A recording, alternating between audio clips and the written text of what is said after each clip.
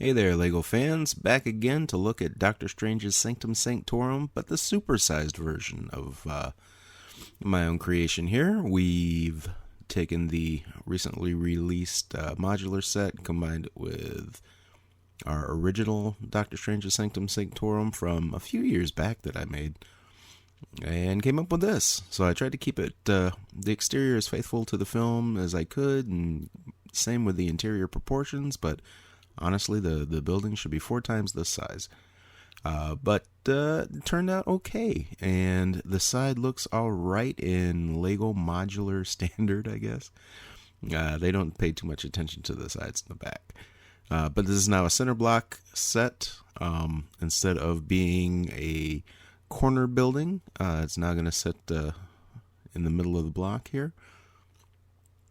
And I took the original windows, and that really helped things a lot. So we're using up more of the base plate space here to maximize the interior.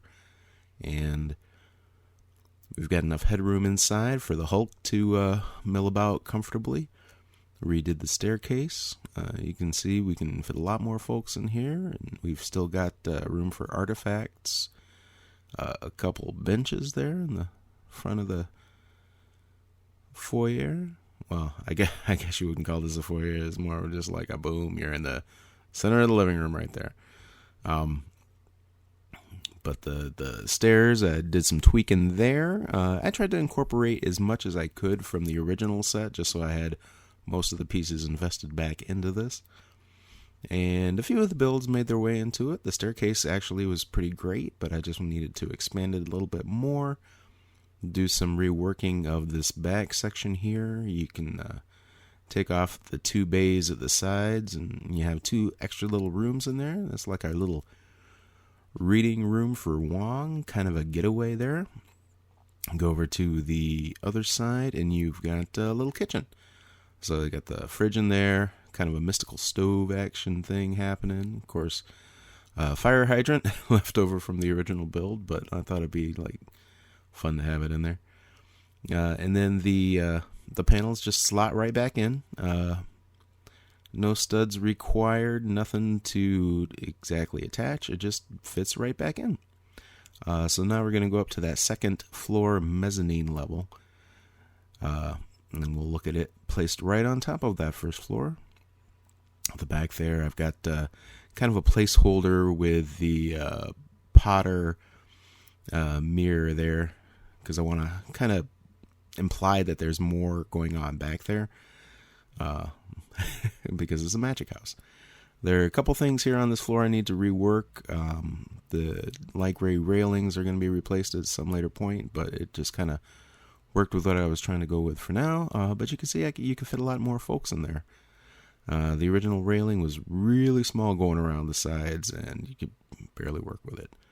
But we even have stairs going up to the 3rd floor, which got left out of the official Lego build.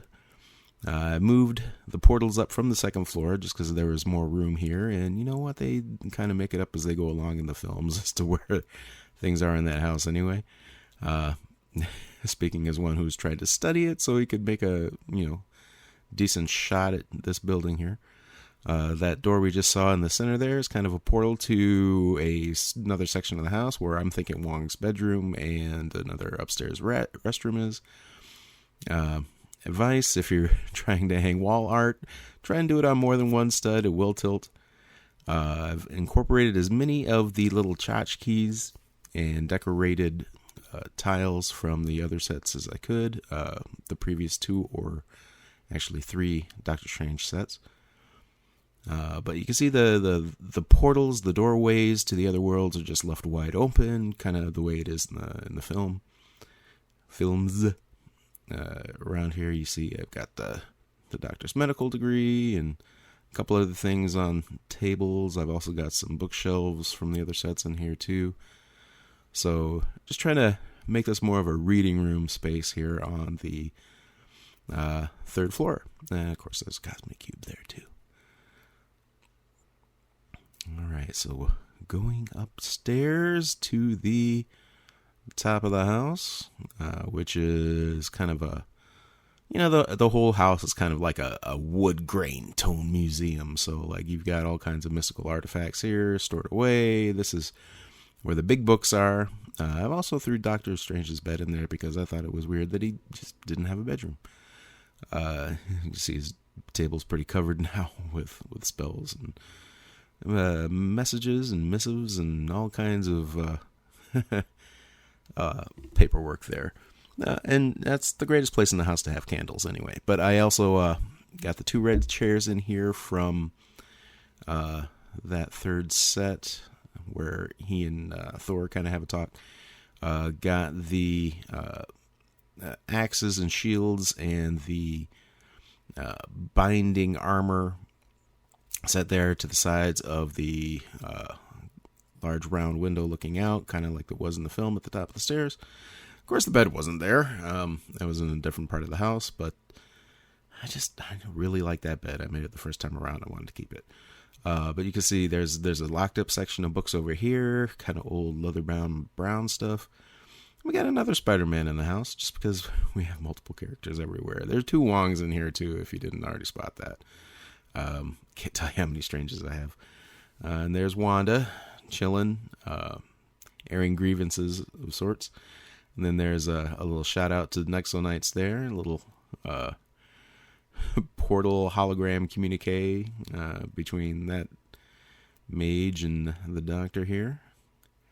And most of these characters I just plopped on in. I don't really have any set thing that they're doing. I just wanted to fill the house up with the characters that came from the other 2 buildings that I had.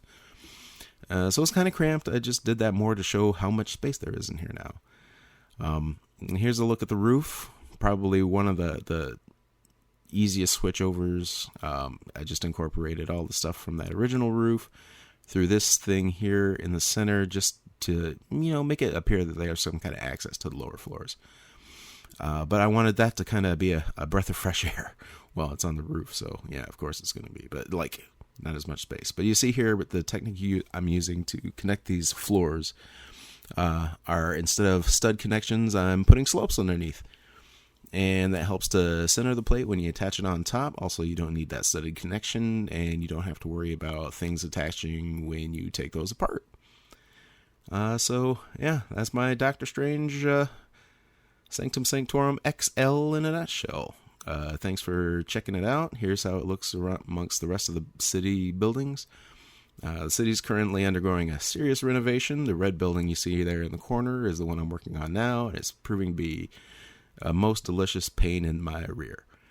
But yeah, stay tuned. I'll show you what that one looks like when it's done. You see the little black one and the white one in the corners with the monorail? Yeah. But thanks for watching. Check out some stuff. I'm going to start getting videos kicking out here more frequently. Because life's short, you gotta do something. But thanks for stopping by.